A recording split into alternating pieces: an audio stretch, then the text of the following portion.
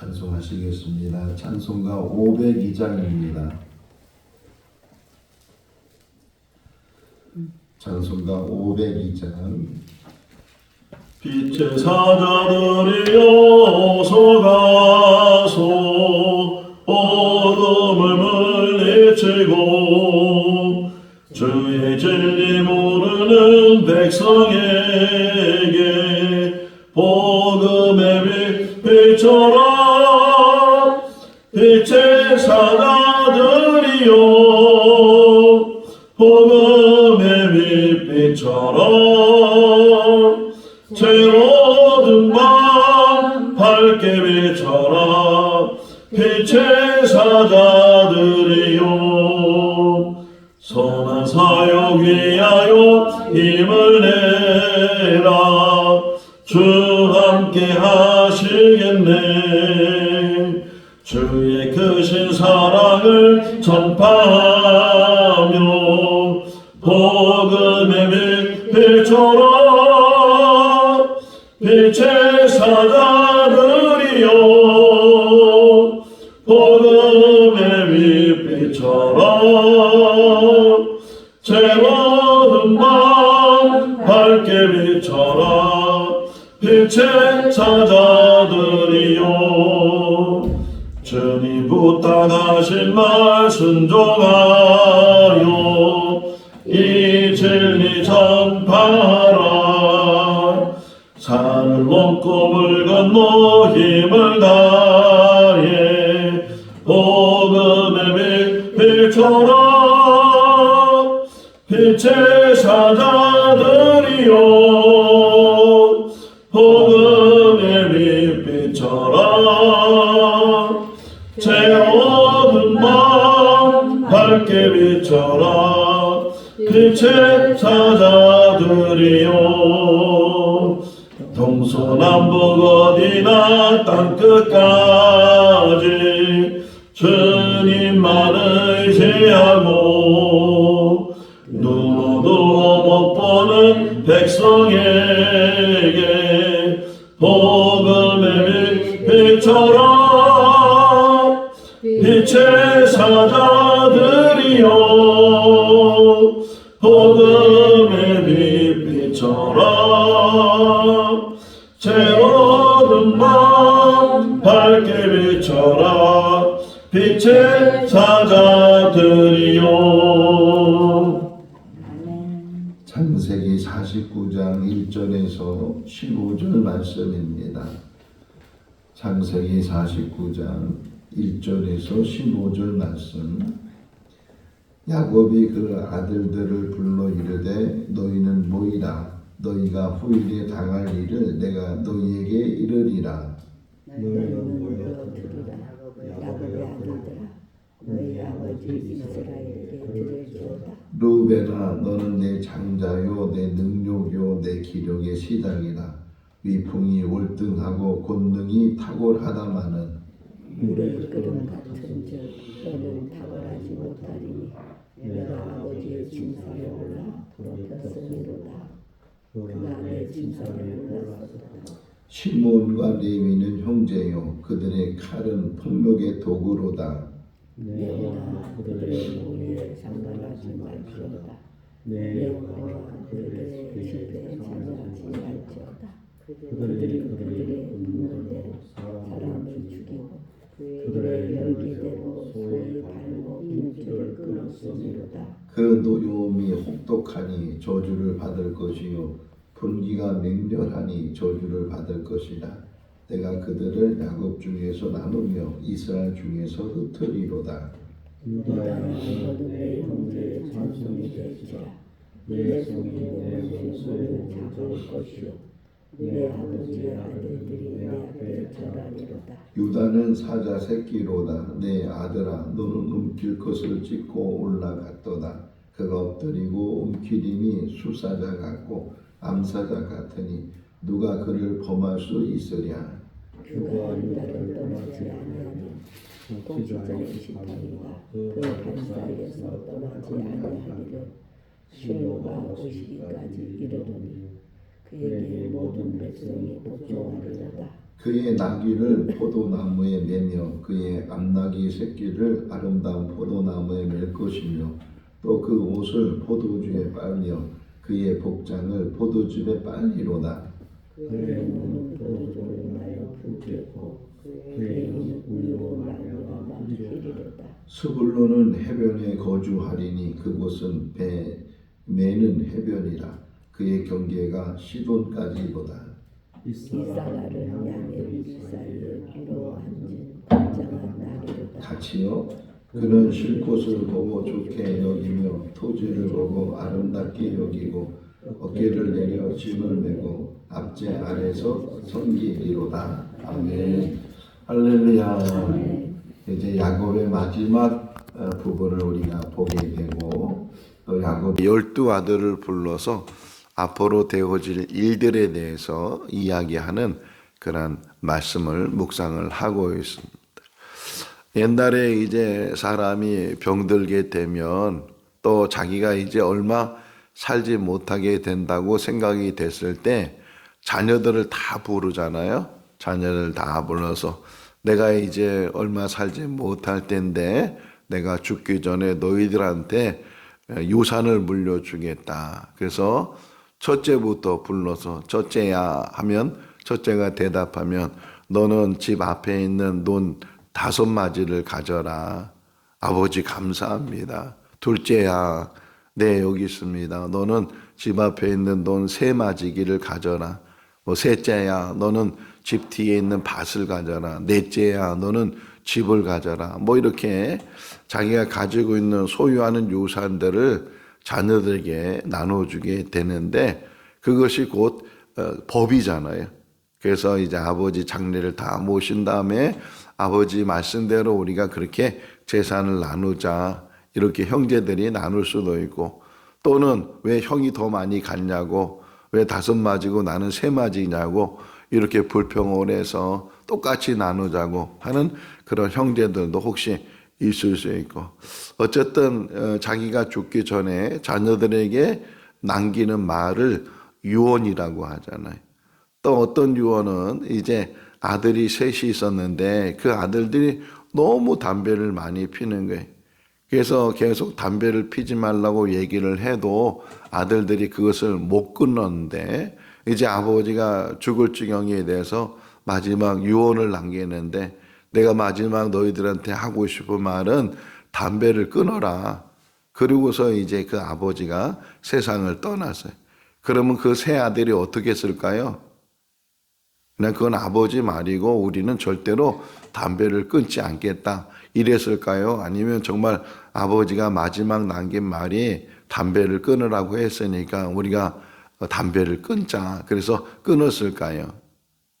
우리가 알지 못하는 일이지만 그래도 아버지의 마지막 말씀이니까 그 담배를 좋아했던 삼형제가 다 담배를 끊지 않았을까라는 생각도 갖게 되는데 오늘 이렇게 야곱이 아들들 12아들을 우리는 세 자녀가 있었는데 그 세 자녀를 가끔 부르다 보면은 3명 이름을 다 부르는 거예요. 주성이를 불러야 되는데 주영아, 주랑아, 주성아 이렇게.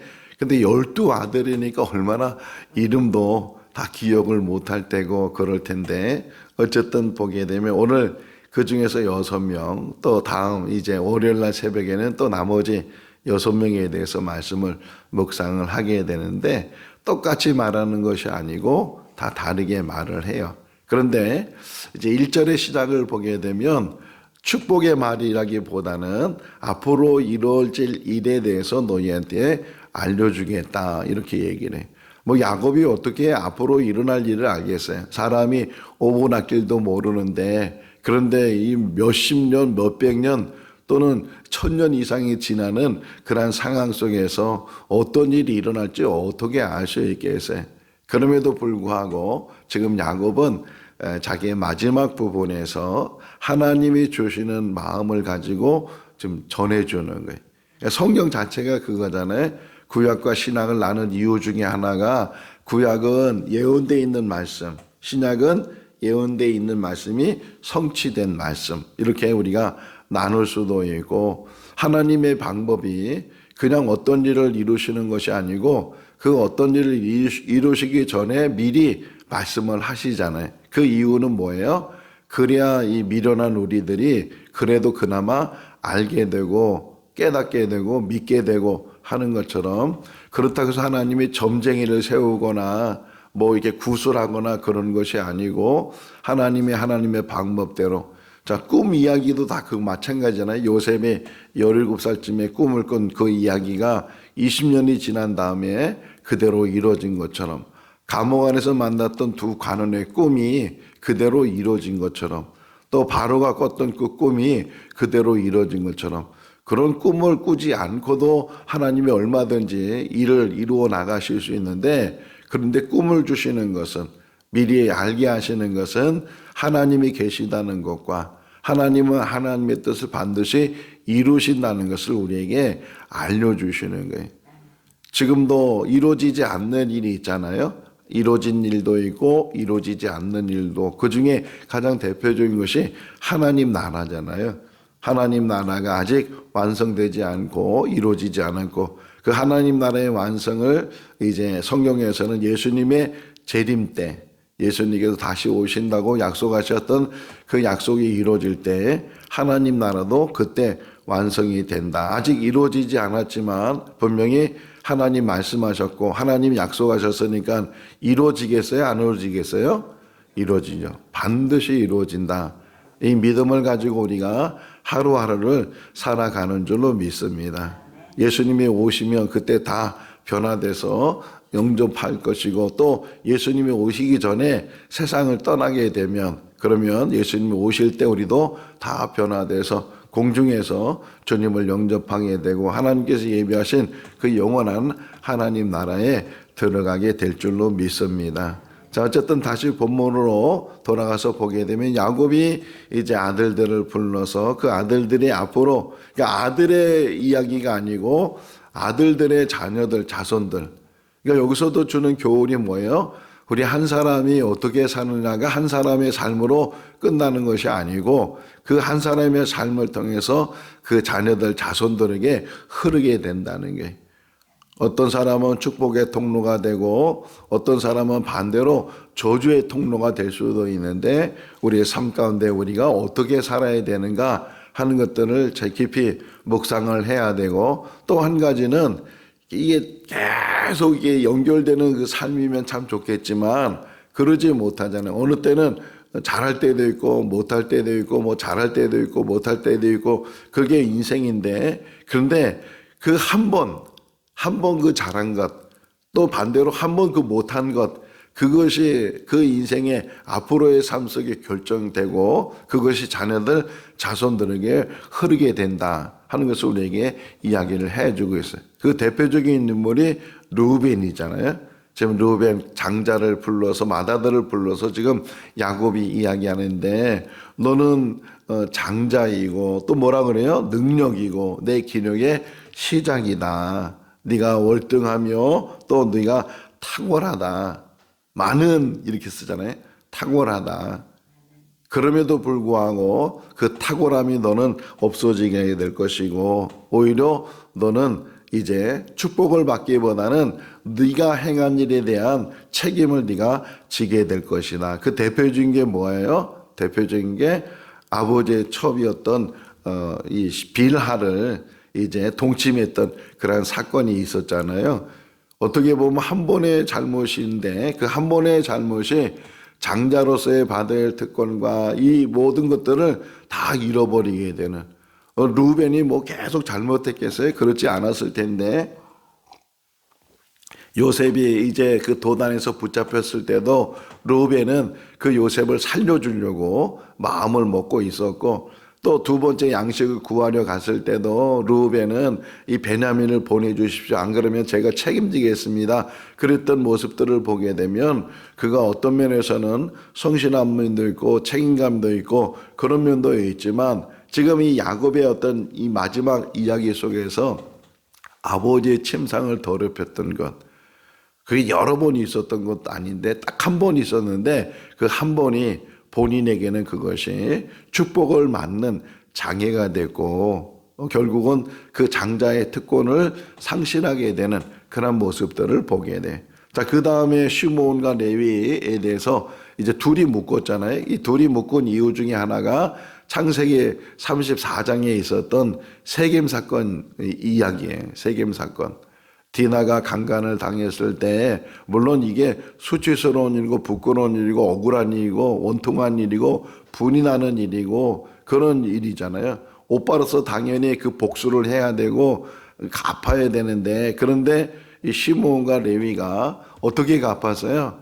그 이상으로 잔인하게, 아예 세겜의 잘못을 했는데 세겜 족속을 다 진멸시키는 그런 일들을 행했던 사람이 시므온과 레위였고, 또 덩달아서 이제 그 형제들도 노략물을 같이 취하고 그런 일들이 있었던 것을 우리가 보게 돼. 동태복수법이라는 게 있어요.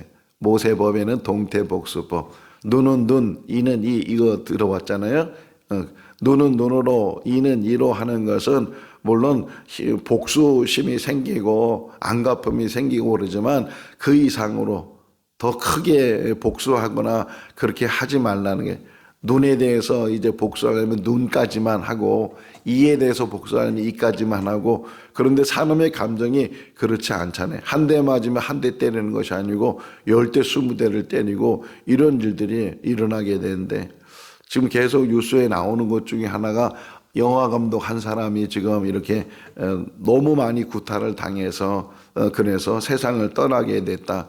근데 그 가해자들이 뭐 지금 구속도 안 되고 뭐 돌아다니고 뭐 어디 유튜브에 나오기도 하고 뭐 그런 일들. 어떻게 시비가 일어나는지 모르지만 그 식당 안에서 시비가 생기게 돼서 그래서 이제 몇 사람들이 한 사람을 폭력을 했는데 얼마나 많이 때렸으면 맞아서 죽었을까 하는 생각도 갖게 되는데, 그런 일들이 일어나서 안 된다는 거예요. 이게 좀 시므온과 레위가 물론 자기 여동생이 강간을 당했기 때문에 분이 나고 그 복수를 해야 되는 그런 마음을 갖고 있지만 그것이 폭력으로 이루어지면 안 된다 하는 것을 지금 야곱이 우리들에게 이야기를 해주고 있어요. 우리들도 마찬가지예요. 때로는 억울함을 당하기도 하고 때로는 손해를 보기도 하고. 제가 2003년도 11월 달에 11월 18일 날 비행기를 타고 몽골에 갔어요. 그래서 몽골에서 만 4년 이상 있다가 다시금 한국으로 돌아오게 됐는데, 근데 나중에 알고 보니까 그 비행기에 같이 타고 몽골에 들어간 사람이 있었어요. 그분이 어떤 분이었는가 이제 나중에 만나서 이야기를 들어보니까 조그만 중소기업 사장님이었는데 IMF 때에 그만 부도가 나가지고서 그래서 막 가정이 무너지게 되고 또 그분은 교도소에 들어가게 되고, 이제 그 부도나게 된 이유 중에 어떤 한 사람, 정말 자기가 신임했던 그 한 사람이 부도를 나게 한 거예요. 그리고 도망가 버렸어요. 근데 수소문을 해보니까 그 사람이 몽골에 살고 있다는 말을 듣고 이 복수심에 당장에 그 사람을 붙잡아서 돈을 다 이제 받든지 내가 어떻게 결단을 하겠다 그런 마음을 가지고, 그때는 그분이 이제 교도소 나온 지 얼마 안 돼서 그래가지고서 돈도 없고 그래서 비행기표를 끊었는데 편도만 끊었다는 게, 돌아올 그 표도 못 끊고 그냥 편도만 끊고 어쨌든 내 돈을 그렇게 가져간 사람, 나를 망하게 한 사람, 그 사람을 꼭 만나서 복수를 하겠다 그런 마음을 가지고 이제 몽골에 갔어요. 또 수소문 끝에 그 사람을 만났어요. 자기 돈을 가지고 가서 그렇게 도망갔으면 잘 살아야 되는데 가보니까 형편없이 살고 자기도 정말 아무것도 가지고 있지 않은데 그 사람도 벌써 아무것도 갖지 못하고 그냥 맨날 끼니를 걱정하는 그런 모습들을 보면서 처음에 가서는 멱살을 잡고 그냥 두들겨 패고 심지어는 죽이고 싶은 그런 마음을 가지고 갔는데 막상 그 사람을 만나서 보니까 불쌍한 생각이 들더래. 그래가지고서 오히려 그 사람을 용서해주고 이제 자기는 돈도 없고 또 돌아갈 비행기 표도 없고 그래서 이제 그것에 머물고 있었는데, 이렇게 보니까 이 사업하는 사람은 또 사업이 눈에 보이잖아요. 아, 여기서 이런 일을 하면 좋겠다 그런 생각이 들어서 그래서 그 사업을 이제 조금씩 시작을 했는데 그게 너무 잘 된 거예요. 아무 돈도 없이 이제 가서 시작한 사업이 너무 잘 돼서 번성하게 되고, 그러면서 또 하는 얘기가 그 자기를 망하게 하고 자기 돈을 가지고 도망갔던 그 사람을 불쌍히 여겨서 제빵 기술을 가르쳐 줬다는 게, 제빵 기술을 가르쳐 주고 제과점을 내게 하고 이런 일들을 하는 것을 보면서 우리가 어떤 때는 정말 복수하고 싶고 심지어는 죽이고 싶고 그런 혹이나 그런 마음이 있다 할지라도 그것을 실행하면 안 된다는 거예요. 그 마음을 누구리터야 되고, 그래서 성경이 뭐라 그래요? 하나님께 맡겨라. 하나님께 맡기고 하나님께서 판단하시고 하나님께서 이루시고. 그 대표적인 인물이 누구예요? 다윗이잖아요. 그렇게 자기를 죽이려고 쫓아다녔던 사울, 자기도 기회가 있어서 사울을 죽일 수 있는 그런 기회를 2번씩이나 갖게 됐는데, 주변에 있는 사람들은 사울을 죽이자고, 그래야 당신 일이 끝난다고, 당신이 도망가지 않는다고 그렇게 말을 했는데도 불구하고 다윗은 사울의 옷자락만 베가고 또는 창과 물병만 가지고 가서 사울을 살려주고. 왜요? 하나님께 맡기는 거잖아요. 우리 인생 속에서도 살아가면서 혹이나 나를 해롭게 하고 나에게 불이익을 주고 어렵게 한 사람이 있다 할지라도 복수심에 불타 있는 것이 아니고 또 긍휼한 마음을 가지고 그를 위해서 기도하는 것이 우리의 삶이 되어야 될 줄로 믿습니다. 자, 그 다음에 이제 유다에 대해서, 유다는 얼마나 길게 축복하는지 몰라요. 또 이제 내일 월요일 날 새벽에 보는 요셉도 아주 길게 축복해 주는데, 그러니까 야곱이 볼 때 야곱이 판단하고 또 하나님이 정하신 일이 그 계보가 루벤으로 흐르지 않고 유다로 흐르게 되는 것. 또 장자의 목이 2배인데 그 장자의 2배의 목이 요셉으로 흐르는 것을 우리가 이제 보게 돼요. 유다도 어떤 면에서는 뭐 바른 사람이 아니었잖아요. 가나안에 있는 여자를 얻어서 결혼을 하기도 하고 심지어는 며느리하고 잠자리를 같이 하기도 하고 이런 부끄러운 인생을 살았던 사람이 유다인데 어떻게 유다가 이렇게 축복받는 사람이 됐을까? 여기 보게 되면 규라는 단어가 나오고 지팡이라는 단어가 나오고 실로라는 단어가 나오고 이게 다 메시아에 대한 예언이고 왕이 들고 있는 규라는 거예요. 제가 이제 군에 잠깐 있을 때, 그럴 때 연대장 CP에 있었던 그 병장이 휴가를 갔어요. 제가 인사과에 있었는데 인사과에 있는 저를 부르다가 CP를 지키고 있으라고. 왜냐하면 사단장님이 오신다는 거예요. 갑작스러운 일이기 때문에 저는 별을 보지도 못했는데 별이 우리 연대장님 만나러 온다는 거예요. 어쨌든 기다리면서 왔는데 막 벌벌벌 제가 떨릴 정도로 그렇게 별을 보니까 그냥. 그래서 관등성명을 대고서 그래서 이제 근데 그분이 들어가기 전에 연대장실에 들어가기 전에 모자하고 들고 있는 지팡이를 주더라고요. 그러니까 사단장 정도 되면은 이게 이런 지휘봉 같은 뭐 지휘자의 지휘봉이 아니고 좀 두툼한 건데 요 정도 길이에 지휘봉하고 모자를 제가 그래서 별의 모자를 한번 써봤잖아요. 근데 얼마나 머리가 크신지 그냥 막 머리가 돌아갈 정도로 지금도 그것이 눈에 생생한데 그 들고 다니는 게 바로가 들고 있는 규. 더 우리가 주체적으로 알려면 에스더서를 읽어보면 그죠? 죽으면 죽으리라. 그래서 왕이 부르기 전에 나가면 왕이 그를 받아주면 사는 것이고 왕이 그거를 안 받아주면 죽는 것이고. 근데 에스더가 3일 금식한 다음에 왕이 부르지도 않았는데 왕 앞에 나갔을 때 왕이 규를 들고 오라고 그랬을 때 그 규를 만났을 때 그가 살게 되고 그리고 에스더에게 소원이 뭐냐고 묻게 돼서 하만의 일을 이제 구하게 되는 그런 일을 보면서 지금 유다에게 너에게는 이 규가 떠나지 않을 것이다. 통치의 지팡이가 너와 함께 하실 것이고 실로에 이르기까지 너에게 모든 백성들이 복종하게 될 것이다. 이야기를 하고 있습니다. 그러니까 복의 복을 다 받은 사람이 유다인데 어떻게 유다가 이런 복을 받을 수 있을까? 유다도 결정적인 이야기가 있어요.